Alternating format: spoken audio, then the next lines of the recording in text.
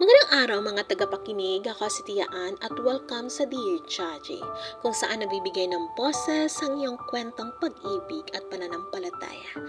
May isang taong napadala sa akin na masikreto. Tara ang ating basahin ang kanyang liham. Dear Chaji, alam mo ba'y pakiramdam na parang kahit anong gawin mo, parang hindi sapat? Gumising ako araw-araw, pilit na lumalaban, pero sa dulo ng araw, pagod na pagod ako.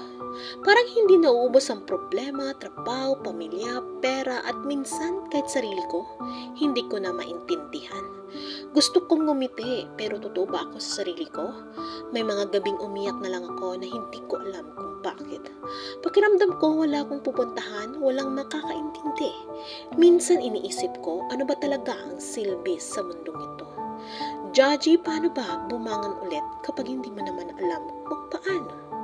Isang pagod na puso. Maraming salamat sa pagpadala ng liham mo kung sino ito.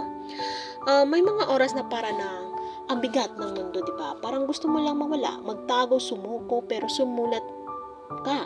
Gusto ko ipaalala sa iyo na hindi ka nag-iisa.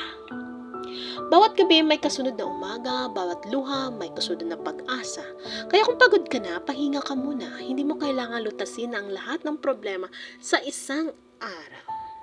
Sa mga nakikinig ngayon, baka ikaw rin may pinagdaanan, isang lihim na hindi mo masasabi o isang sugatang puso na kailangang pakinggan.